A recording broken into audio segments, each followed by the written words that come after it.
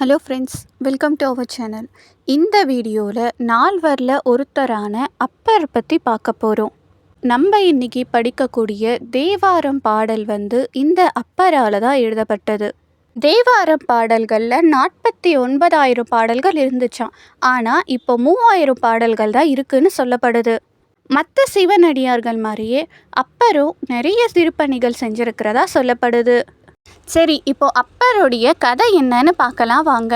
அதுக்கு முன்னாடி நம்ம சேனலை இன்னும் சப்ஸ்கிரைப் பண்ணாமல் இருந்தீங்கன்னா சப்ஸ்கிரைப் பண்ணி வச்சுக்கோங்க. கூடவே பெல் ஐக்கானை கிளிக் பண்ணி வச்சுக்கோங்க. அப்போ தான் நம்ம போடுற வீடியோ உங்களுக்கு நோட்டிஃபிகேஷனாக வரும். சரி வாங்க, இப்போ கதை என்னன்னு பார்க்கலாம். ஒரு முறை சிவனும் பார்வதியும் கைலாயத்தில் இருந்தப்ப தசக்ரீவன் ஒரு அரக்கன் சிவனை பார்க்க போனாராம். தீவிர சிவபக்தனான தசக்ரீவனுக்கு சிவனை எப்படியாச்சும் தன்னுடைய நாட்டுக்கு கூட்டிகிட்டு போய் கூடவே வச்சுக்கணும்னு ரொம்ப ஆசை. அதனால் கைலாய மலைக்கு போய் சிவனை கூட்டிகிட்டு வரலாம் அப்படின்றதுக்காக போகிறாரு. அங்கே தானே நந்தி தேவர் இருப்பார். நந்தி தேவர் உள்ளே விட மாட்டார். அதுக்கு தசக்ரீவன், நான் சிவனுடைய தீவிர பக்தன், நான் சிவனை பார்த்தே ஆகணும்னு சொல்லுவார். என்ன ஆனாலும் நான் உள்ளே விட மாட்டேன்னு சொல்லி நந்தி தேவர் உள்ளே விடலை. ஏன்னா தன்னுடைய பக்தர்கள் என்ன கேட்டாலும் சிவன் இல்லைன்னு சொல்ல மாட்டார். இப்போது தசக்ரீவன் போயிட்டு கூட வரணுன்னா கண்டிப்பாக போயே ஆகணும்ல.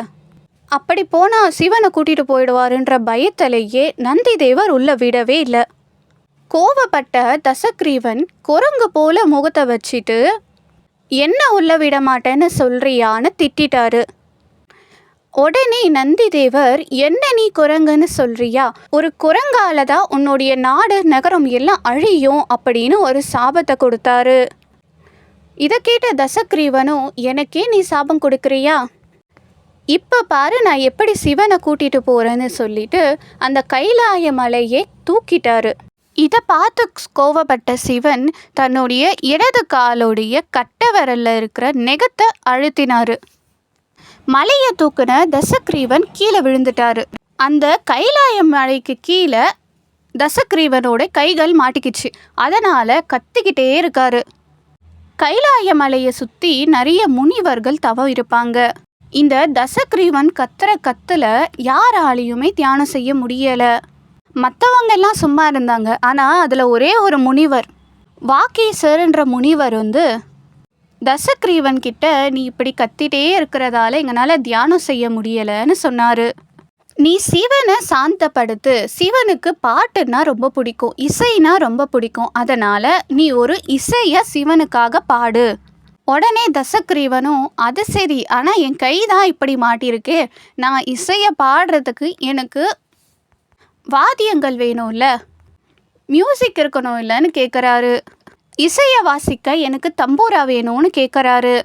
அதுக்கு வாக்கீசரும், அதான் 10 தலைகளும் 10 கைகளும் வச்சிருக்கல, அதில் ஒரு தலையும் ஒரு கையும் பிச்சு நீ தம்பூரா செஞ்சுக்கோன்னு சொல்கிறாரு. அதே மாதிரி தசக்ரீவனும் தன்னுடைய ஒரு கையை பிச்சு தலையை பிச்சு அந்த நெரும்புகளாலேயே தம்பூராவை செய்கிறாரு. ரத்தம் சொட்ட சொட்ட சிவனுக்காக பாட்டு பாடுறாரு. அந்த பாட்டு தான் இப்போ நம்ம கேட்கக்கூடிய சிவதாண்டவ ஸ்லோத்ரோன்னு சொல்கிறோம். முதல்ல இந்த சிவதாண்டவ ஸ்லோத்திரத்தை பாடினது தசக்ரீவன் தான். இந்த சிவதாண்டவ ஸ்லோத்திரத்தை கேட்ட சிவனுக்கு அவ்வளோ ஆனந்தமாயிடுச்சு. பார்வதி தேவி கூட சிவன் இந்த இசைக்கு நாட்டியமே ஆடினாரு. சிவனுக்கு எந்த பாடல்கள் பிடிக்கும்னு நம்ம கேட்டால் முதல்ல இருக்கக்கூடியது இந்த சிவதாண்டவ ஸ்லோத்ரோன்னு சொல்லப்படுது. தசக்ரீவனுடைய பக்தியை பார்த்த சிவபெருமான் அவர் முன்னாடி போனாரு. தசக்ரீவனுக்கு ராவணன்ற பட்டத்தை கொடுத்தாரு. அது மட்டும் இல்லாமல் ஈஸ்வர பட்டத்தையும் கொடுத்தாரு. இனிமே நீ ராவணீஸ்வரன்ற பட்டத்தால் அழைக்கப்படுவேன்னு சொன்னார். உன்னுடைய நாடு எல்லா வளமும் பெற்று பசுமையோட வாழும்னு சொன்னார். ஆனால் நான் உன்னோட வர முடியாதுன்னு சொல்லிட்டாரு. சரி, வரமாச்சு கிடைச்சிச்சேன்னு ராவணனும் அங்கிருந்து போயிட்டாரு. அடுத்து இந்த பாட்டை பாட சொன்ன வாக்கீசர்கிட்ட போனார். இத்தனை முனிவர்களும் சும்மா இருந்தப்ப நீங்கள் ஏன் போயிட்டு அவனை பாட்டு பாட சொன்னீங்கன்னு கேட்டார். ராவணனுக்கு உதவி செஞ்சதால் வாக்கீசருக்கு சாபம் கொடுத்து பூலோகத்தில் பொறுக்கணும்னு ஒரு சாபத்தை கொடுத்துட்டாரு. 7ஆம் நூற்றாண்டில் பல்லவர்கள் ஆட்சி நடந்துட்டு இருந்தப்ப கடலூர் மாவட்டத்தில் இருக்கக்கூடிய திருமாவூர் என்ற ஊரில் சிவபக்தியில் இருந்த 2 தம்பதிகளுக்கு 2 குழந்தைகள் இருக்கு. முதல் குழந்தை பெண் குழந்தை திலகவதி, 2வது ஆண் குழந்தை மருள்நீக்கியார்னு பேர் வைக்கிறாங்க. இவங்க தீவிர சிவபக்தியில் இருந்தாங்க. அதே மாதிரி திலகவதிக்கும் சிவன்னா ரொம்ப பிடிக்கும். அதிகமான சிவபக்தி கொண்டவங்களா இருந்தாங்க. திலகவதிக்கு திருமணம் நிச்சயிக்கப்படுது. ஒரு பெரிய போர்படை தளபதியான கலிப்பகையாரோட திருமணம் நிச்சயிக்கப்படுது. ஆனால் அந்த சமயத்தில் யுத்தம் நடக்குது. யுத்தத்துக்கு அப்புறம் கல்யாணத்தை வச்சுக்கலான்னு யுத்தத்துக்கு போயிட்டாரு. அங்கே யுத்தம் நடக்கிற அதே சமயத்தில் இங்கே திலகவதியோடைய அப்பாவும் அம்மாவும் இறந்துட்டாங்க. சரி, அப்பா அம்மா தான் இறந்துட்டாங்க, கல்யாணம் பண்ணிக்க போகிறவர் அவர் வருவாருன்றதுக்காக காத்துட்டு இருந்தாங்க. ஆனால் அதே நேரத்தில் யுத்தத்தில் அவர் இறந்துட்டாருன்னு செய்தி வருது.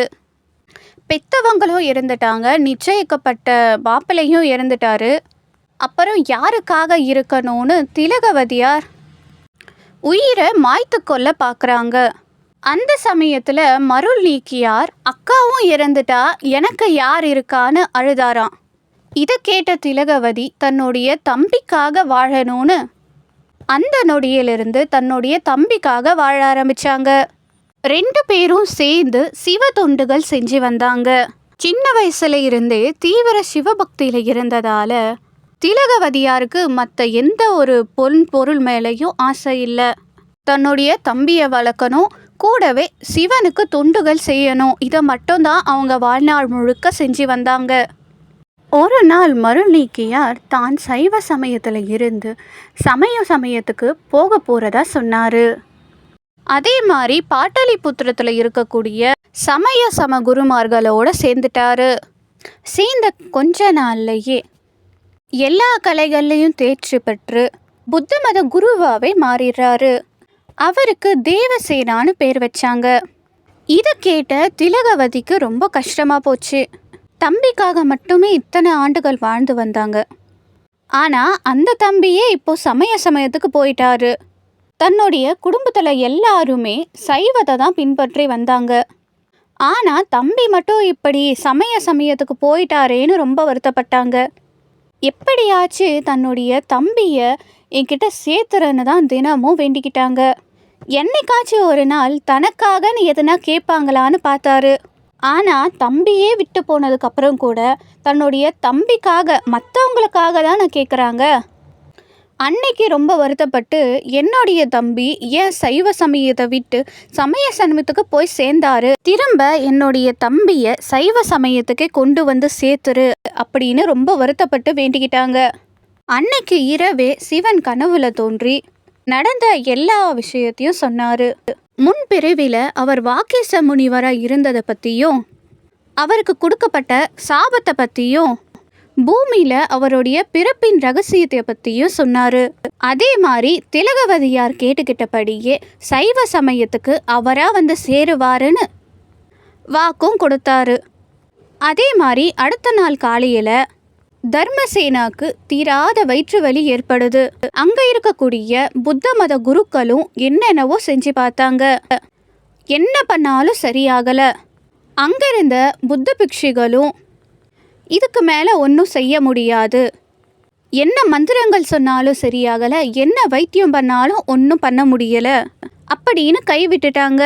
அன்னைக்கு இரவே அங்கே இருந்து யாருக்கும் தெரியாமல் தப்பிச்சு வெளியே வந்துட்டாரு.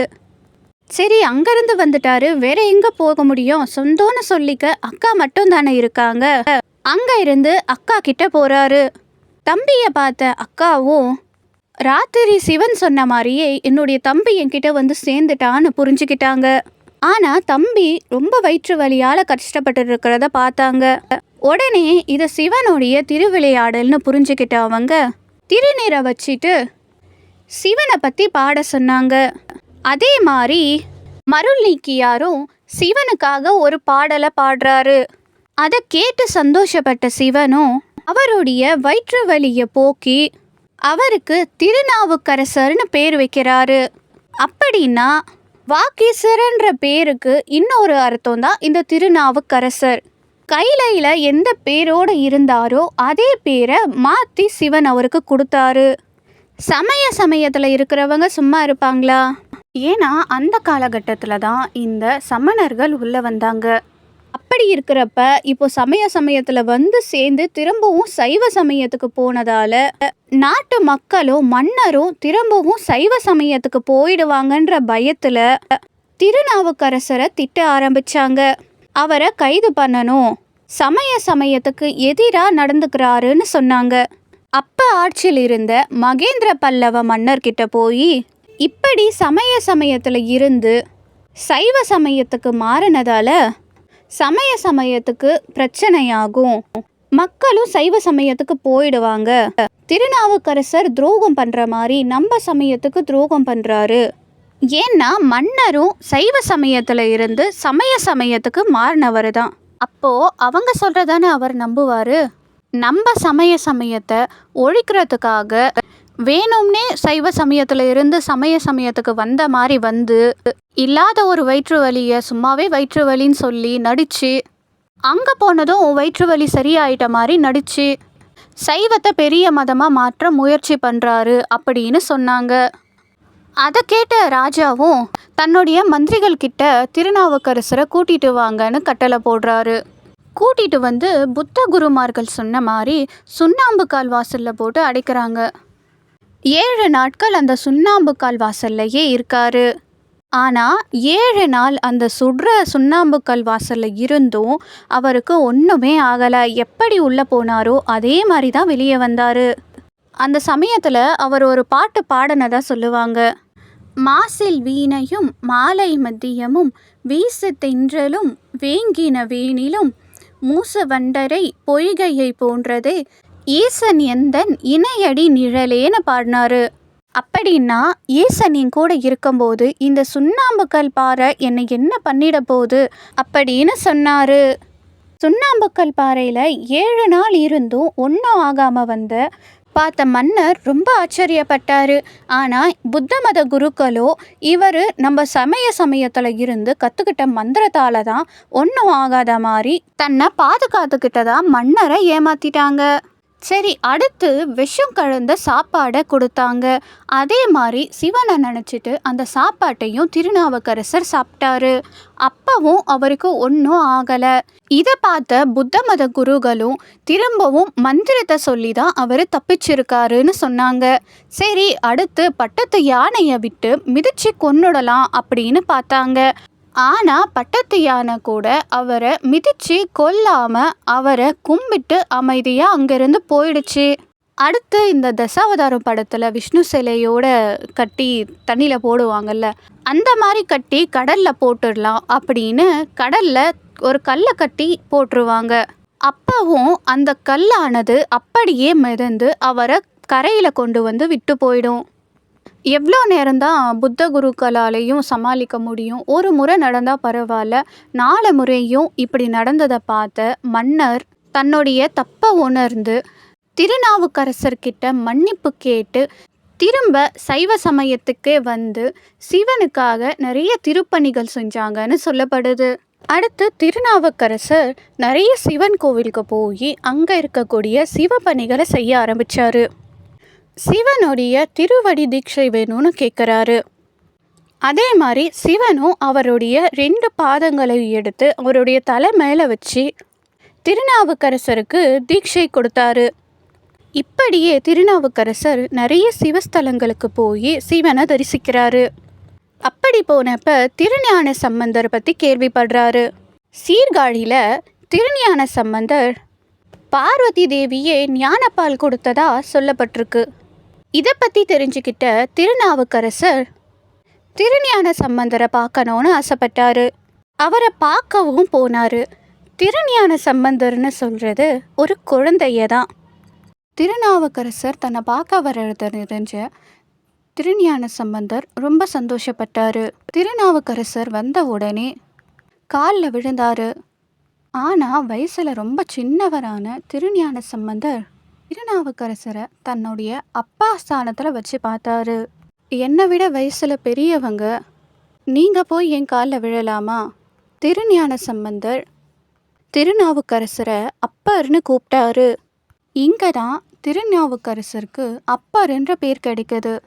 அங்கே திருஞான சம்பந்தரை பார்த்துட்டு திருப்பழனம்ன்ற ஊருக்கு போனார். அங்கே இருக்கிற சிவனை தரிசிச்சுட்டு திங்களூர் வழியாக போகிறப்ப எந்த பக்கம் திரும்பினாலும் திருநாவுக்கரசர்னே இருக்கான். ஒரு சின்ன கடை இருந்தால் கூட அந்த கடையோட பேர் திருநாவுக்கரசர்னு இருக்கான். அதை பார்த்த அப்பர் யார் இந்த திருநாவுக்கரசர்னு கேட்டார். அதுக்கு அவர் திருநாவுக்கரசர் இல்லை, அப்பூதியடிகள்னு சொன்னாங்க. அப்பூதியடிகளுக்கு திருநாவுக்கரசர்னா ரொம்ப பிடிக்குமா. அவரை மேலே அவ்வளோ பெரிய பக்தி இருந்துச்சான். நாயன்மார்கள் வெறும் சிவனை மட்டும் வழிபடலை, ஒரு சிவனடியாரையும் சிவனாவே பார்த்து வழிபட்டாங்க. அப்படி அப்பூதியடிகள் திருநாவுக்கரசரை ஒரு குருவாகவே பார்த்தாரு. திருநாவுக்கரசர் மேலே இருந்த அன்பில் பக்தியில் தன்னுடைய பசங்களுக்கு முதல் கொண்டு திருநாவுக்கரசர்னு பேர் வச்சாரு. பசங்களை விடுங்க, ஆடு மாடு கோழி எது இருந்தாலும் அதோடைய பேர் திருநாவுக்கரசர்னு வச்சாரு. ஆனால் இது வரைக்கும் அவர் திருநாவுக்கரசரை பார்த்ததே இல்லை. அவருடைய அற்புதங்களை எல்லாம் கேள்விப்பட்டு அவரை தன்னுடைய குருவாக நினச்சி பார்க்கலனாலும் அவருடைய நாமத்தை சொல்லிகிட்டே இருப்பாராம். அப்பூதியடிகளும் நிறைய சிவ தொண்டுகள் செஞ்சுட்டு வந்தார். தண்ணீர் பந்தல், அன்னச்சத்திரம், நிறைய சிவ தொண்டுகள் செஞ்சு வந்தார். இதையெல்லாம் கேள்விப்பட்ட திருநாவுக்கரசர் அப்பூதியடிகளை பார்க்க அவருடைய வீட்டுக்கு போனார். அப்பூதியடிகள் யாரோ ஒரு சிவனடியாருன்னு தான் நினச்சாரு. திருநாவுக்கரசர் போனதும் உங்களுடைய சிவ தொண்டுகளை எல்லாம் பார்த்தேன், ஆனால் ஏன் உங்கள் பேரை வைக்காம வேற ஒருத்தருடைய பேரை வச்சிருக்கீங்கன்னு கேட்டார். அப்பூதியடிகளும் திருநாவுக்கரசரை பார்த்ததில்லல்ல. இதை கேட்டு அப்பூதியடிகளுக்கு ரொம்ப கோபம் வந்துடுச்சு. பல்லவ மன்னர் செஞ்ச எத்தனையோ துன்பங்களையும் அற்புதங்களாக மாற்றி காமிச்சு சைவ சமயத்தை திருநாவுக்கரசர் பேரை வைக்காம வேற யார் பேரை வைக்கட்டும் அப்படின்னு கேட்டார். அவருடைய பேரையே தெரியலைன்னு சொல்கிறீங்களே, நீங்கள் பார்க்க ஒரு சிவனடியார் மாதிரி தானே இருக்கீங்க, உங்களுக்கு அவரை பற்றி தெரியாதான்னு கேட்டார். நீங்கள் யார், எங்கேருந்து வரீங்கன்னு கேட்டப்ப சிவனை உணர்ந்துக்கல்லாமல் வேற ஒரு சமயத்துக்கு போய் எனக்கு உணர்த்தி இறைவன் ஆட்கொண்ட அடியார் நான்னு சொல்கிறாரு. அப்பூதியடிகளுக்கு அப்போதான் புரியுது வந்தது திருநாவுக்கரசர்னு. உடனே திருநாவுக்கரசருடைய காலில் விழுந்து மன்னிப்பு கேட்குறாரு. கேட்டு தன்னுடைய வீட்டில் திரு அமுது செய்யும்படி கேட்டுக்கிறாரு. திரு அமுது படைக்க வாழை இலையை பறிச்சிட்டு வர தன்னுடைய மூத்த மகனான மூத்த திருநாவுக்கரசரை அனுப்புகிறாங்க. அப்படி போயிட்டு வாழை இலையை பறிக்கும்போது ஒரு நாகம் அவரை தீண்டிடுது. இருந்தாலும் அந்த இலையை எடுத்துகிட்டு வந்து தன்னுடைய அம்மா கிட்ட கொடுத்துட்டு அந்த இடத்துலையே அவருடைய மூத்த மகன் இறந்துட்டாரு. திருநாவுக்கரசருக்கு இந்த விஷயம் தெரிஞ்சிச்சுன்னா எங்கே சாப்பிடாம போயிடுவாரோன்னு இறந்து போன தன்னுடைய மகனை ஒரு பாயில சுற்றி வீட்டுக்கு பின்னாடி வச்சிட்டாங்க. அடுத்து உள்ளே போயிட்டு திருநாவுக்கரசருக்கு திரு அமுது கொடுக்குறாங்க. ஆனால் திருநாவுக்கரசர் அவங்களுடைய மூத்த மகனான மூத்த திருநாவுக்கரசர் வந்தாதான் சாப்பிடுவேன், அவங்கள கூப்பிடுங்கன்னு சொல்கிறாரு. என்ன சொன்னாலும் திருநாவுக்கரசர் ஏற்றுக்கல. ஏதோ நடந்திருக்குன்னு புரிஞ்சுக்கிட்ட அவர் என்ன நடந்துச்சுன்னு கட்டாயப்படுத்தி கேட்டப்ப நடந்ததை எல்லாம் சொல்கிறாங்க. அந்த இறந்து போன குழந்தையுடைய பிணத்தை தூக்கிட்டு ஒரு கோவிலுக்கு போனாங்க. அங்கே போய் திருநாவுக்கரசர் ஒரு பதிகத்தை பாடினாரு. சிவன் அருளால் அந்த குழந்தையும் திரும்ப உயிர் பெற்று வந்துச்சு. திருநாவுக்கரசருடைய அற்புதங்களில் இதுவும் ஒன்று. அடுத்து அங்கே இருந்து திருவாரூருக்கு போனார். அங்கே திருஞான சம்பந்தர் இருந்தார். 2 பேரும் அங்கே இருந்து நிறைய திருஸ்தலங்களுக்கு போனாங்க. திருவேலிமலைன்னு சொல்லக்கூடிய இடத்துல மக்கள் நிறைய பஞ்சத்தில் இருந்தாங்க. அப்புறம் திருஞான சம்பந்தரும் சேர்ந்து அங்கே இருக்கக்கூடிய சிவன் கோவிலில் ஒரு பதிகத்தை பாடுறாங்க. அப்படி பாடினப்ப சிவன் அவங்க 2 பேருக்கும் ஒரு பரிசு தராரு. அப்பருக்கு கொடுத்த காசில் எந்த பிழையும் இல்லாமல் இருந்துச்சு. ஆனால் திருஞான சம்பந்தருக்கு கொடுத்த காசில் ஒரு பிழை இருந்துச்சு. அப்பர் அந்த காசை வச்சு ஊர் மக்களுக்கு எல்லாம் உணவு கொடுத்தாரு. ஆனால் திருஞான சம்பந்தரால் முடியலை. திருஞான சம்பந்தரை விட அப்பர் நிறைய தொண்டுகளை செஞ்சு வந்தார். சிவனை வழிபடுறது மட்டும் இல்லாம சிவன் கோவிலுக்கு தொண்டுகள் செஞ்சு வந்தாரு. அதனால தான் அவருக்கு நல்ல காசு கொடுக்கப்பட்டிருக்குன்னு திருஞான சம்பந்தர் புரிஞ்சுக்கிறாரு. திரும்ப சிவன் கிட்ட போய் மக்களுக்கு நானும் உணவளிக்கணும், எனக்கும் அருள் புரிங்கன்னு வேண்டிக்கிறாரு. அப்புறம் 2 பேரும் சேர்ந்து திருமறை காடுக்கு போறாங்க. அங்க ஒரு பெரிய சிவன் கோவில் வேதங்கள் காரணமா மூடப்பட்டிருக்கு. ஊர் மக்களால அந்த கோவிலுடைய கதவை திறக்க முடியாததால வேற ஒரு நுழைவு வாசலை உருவாக்கி அது வழியா போயிட்டு வந்தாங்க. இதை பார்த்த திருஞான சம்பந்தர் அப்பர்கிட்ட ஒரு பதிகத்தை பாட சொல்றாரு. அதே மாதிரி அப்பரும் ஒரு பாடலை பாடினதுக்கப்புறம் பாடலுடைய இறுதியில அந்த கதவானது தானாவே திறக்கப்பட்டுச்சு. அப்புறம் மக்கள் எல்லாம் அந்த நுழைவு வாசல் வெளியா உள்ள சாமியை பார்க்க போனாங்க. போயிட்டு திரும்ப வரப்ப உள்ள போறதுக்கு அப்பர் பாட்டு பாடினாரு இல்ல, திரும்ப அந்த கதவை மூட திருஞான சம்பந்தர் பாடுறாரு. ஆனா அப்பர் பாடினப்ப 10 பாடல்களை பாடினதுக்கு அப்புறம் தான் அந்த கதவு திறந்துச்சு. ஆனா திருஞான சம்பந்தர் ஒரே ஒரு பாட்டை பாடி அந்த கதவை மூடி காட்டினாரு. அன்னைக்கு இரவெல்லாம் திருநாவுக்கரசருக்கு இறைவனுடைய நினைப்பாவே இருக்கு. அப்போ இறைவன் என்ன பின்தொடர்ந்து வான்னு சொல்றாரு. திருவாய்மூர்ன்ற இடத்த போய் அடையிறாங்க. காலையில எழுந்து பார்த்த திருஞான சம்பந்தர் நம்ம கூட தானே இருந்தாரு, எங்க போனாருன்னு அவரை தேட ஆரம்பிக்கிறாங்க. அவரை தேடி அந்த ஊருக்கே போயிட்டாரு. 2 பேருக்கும் சிவன் காட்சி தராரு. அப்போ மதுரையை ஆண்டு வந்த பாண்டிமாதேவி சைவத்தை பரப்ப திருஞான சம்பந்தருக்கு அழைப்பு கொடுக்குறாங்க. திருநாவுக்கரசர் எவ்வளவோ சொல்றாரு, அங்க சமய மதத்து ஆதிக்கம் அதிகமா இருக்கு, அங்க நீங்க போகாதீங்கன்னு எவ்வளவோ எச்சரிக்கிறாரு. என்னையே அவ்வளோ கஷ்டப்படுத்தினாங்க, நீங்க சின்ன குழந்தை, அங்க போனீங்கன்னா உங்களை ரொம்ப துன்புறுத்துவாங்கன்னு சொன்னாரு. ஆனா திருஞான சம்பந்தர் அதை கேட்காம அங்க இருந்து போயிடுறாரு. அடுத்து திருநாவுக்கரசர் அங்க இருந்து பழையாழுக்கு போய் சேர்றாரு. அங்க சமணர்கள் ஒரு பெரிய சிவன் கோவிலை மறைச்சி சமணர்களுக்கான கோவிலை கட்டியிருந்தாங்க. இதனால ஊர் மக்களால சிவன் கோவிலுக்கு போக முடியாம போச்சு. இதை கேட்ட திருநாவுக்கரசர் அங்கேயே தன்னுடைய உண்ணாவிரத போராட்டத்தை ஆரம்பிச்சாரு.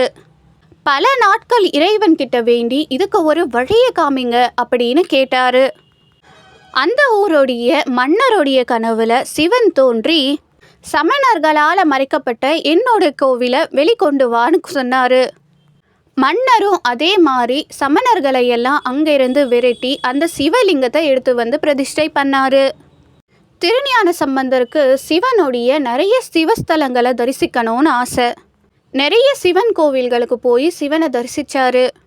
இப்படியே போனவர் காசிக்கு போய் விஸ்வநாதரை பார்க்குறாரு. ஆனா அவருக்கு கைலாயத்துக்கு போய் சிவனை பார்க்கணும்னு ஆசை. கைலாய மலை மேலே ஏறுறாரு. அப்போ அவருடைய வயசு 81. அவ்வளோ பெரிய மலையை எப்படி ஏற முடியும்? நடந்து நடந்து கால் எல்லாம் புண்ணாயிடுச்சு. அதனால அவரால் நடக்க முடியாம போகுது. உடனே தவழ்ந்து போறாரு. அப்படி தவழ்ந்து போறப்ப அவருடைய முட்டிகள் எல்லாம் உடஞ்சி போச்சு. அப்பவும் பரவாயில்லன்னு ஊர்ந்து போறாரு. அவருடைய நெஞ்சு எலும்புகள் எல்லாம் பிச்சு தேய்ந்து போய் ரத்தம் வர ஆரம்பிக்குது. நெஞ்சிலிருந்து ரத்தம் வர ஆரம்பிக்குது. அப்பவும் அவர் விடலை. திரும்பி தன்னுடைய முதுகால போக ஆரம்பிச்சாரு. அப்போ சிவன் அவருடைய திருவிளையாடலை நடத்துறாரு. ஒரு அந்தணரா வராரு. அவர்கிட்ட வந்து இறைவனுடைய அனுமதி இருந்தா மட்டும்தான் இந்த மலையை ஏற முடியும்னு சொன்னாரு. இப்போ நீங்க திரும்பி போங்கன்னு சொல்றாரு. ஆனா திருநாவுக்கரசரோ இறைவனை பார்க்க முடியலன்னா இந்த உடம்புல உயிரியே இருக்கணும்னு கேட்குறாரு. எவ்வளோ சொன்னாலும் கேட்காம அந்த மலையை திரும்பவும் ஏறுறாரு. இதை பார்த்த அந்த அந்தணரும் பக்கத்தில் இருக்கிற குளத்தை காமிச்சு இந்த ஆற்றுல முழுகி திருவையாற்றுல எழுந்துக்கோள், கைலாயநாதனுடைய தரிசனம் கிடைக்கும்னு சொல்றாரு. அதே மாதிரி திருநாவுக்கரசரும் அந்த ஆற்றுல முழுகி திருவையாற்றுல எழுந்தாரு. அப்போ கைலாயநாதர் அவருக்கு காட்சி கொடுத்தாரு. அதே சமயத்துல மதுரைக்கு போன திருஞான சம்பந்தர் சமணர்களை எல்லாம் அங்க இருந்து விரட்டி சைவத்தை நிலைநாட்டிட்டு அங்க இருந்து திருநாவுக்கரசரை பார்க்க திரும்ப வந்தாரு. திருஞான சம்பந்தருடைய இந்த அற்புதத்தை கேட்டு திருநாவுக்கரசர் திருஞான சம்பந்தரை சுமந்து வர பல்லக்க சுமந்துட்டு வந்தாரு. இது தெரியாத திருஞான சம்பந்தர் திருநாவுக்கரசர் எங்கன்னு எல்லா இடத்துலையும் தேடுறாரு. எங்க தேடியும் திருநாவுக்கரசர் கிடைக்கலையே, எங்க போயிருப்பாருன்னு கேட்டப்ப, உங்களை தூக்கிட்டு உங்க கூட தான் வந்துட்டு இருக்கேன் அப்படின்னு திருநாவுக்கரசர் சொன்னாரு. தன்னை விட வயசுல எவ்வளவோ மூத்தவர், அவர் என்ன தூக்கியிருக்க கூடாதுன்னு ரொம்ப வருத்தப்பட்டாரு. அடுத்து அங்க இருந்து போன திருநாவுக்கரசர் திருப்புகலூர்ன்ற சிவன் கோவில்ல தொண்டுகள் செஞ்சு வந்தாரு. அங்க இருக்கக்கூடிய செடி கொடிகளை எல்லாம் பிடுங்கி எறிகிறப்ப கல் மண் கிடைக்கிற மாதிரி பொண்ணும் பொருளும் கிடைச்சிட்டே இருந்துச்சான். அதை பார்த்து சிரிச்ச திருநாவுக்கரசர் அதையெல்லாம் எடுத்து ஏதோ கல்லை எறிகிற மாதிரி ஒரு ஓரமாக எரிஞ்சிட்டாரு. அடுத்து தேவலோக பெண்களான ரம்பா, மீனகை, ஊர்வசியெல்லாம் அனுப்புகிறாரு. அவங்கள பார்த்தும் அவர் மயங்கலை. தன்னை சுற்றி என்ன நடந்தாலும் அவருடைய வேலையை மட்டும்தான் அவர் கவனிச்சாரு. இதையெல்லாம் பார்த்த திருநாவுக்கரசர் இந்த ஸ்தலத்திலேயே எனக்கு முக்தி வேணும்னு சிவன்கிட்ட வேண்டுறாரு. சிவனும் அவர் வேண்டுதலை நிறைவேற்றினாரு. அந்த ஸ்தலத்திலேயே அவர் சிவனோட ஒன்றரை கலந்துட்டாரு. இப்படி தான் திருநாவுக்கரசர் சிவனை அடைஞ்சாரு. தொண்டுகளாலேயும் சிவனை அடையலான்னு புரிய வைக்கும் இந்த நாயன்மாருடைய கதை. நால்வரில் ஒருவரான திருநாவுக்கரசர் அவருடைய அற்புதங்களும் அதிசயங்களையும் நம்ம இந்த பதிவில் தெரிஞ்சுக்கிட்டோம். நம்ம இன்னைக்கு படிக்கக்கூடிய தேவாரமானது இவர் பாடின பாடல்கள் தான். இந்த வீடியோவில் திருநாவுக்கரசரை பற்றியும் அவருடைய கதையை பற்றியும் தெரிஞ்சுக்கிட்டோம். வீடியோ பிடிச்சிருந்தா லைக் பண்ணுங்கள், ஷேர் பண்ணுங்கள், கமெண்ட் பண்ணுங்கள், மறக்காமல் சப்ஸ்கிரைப் பண்ணி வச்சுக்கோங்க.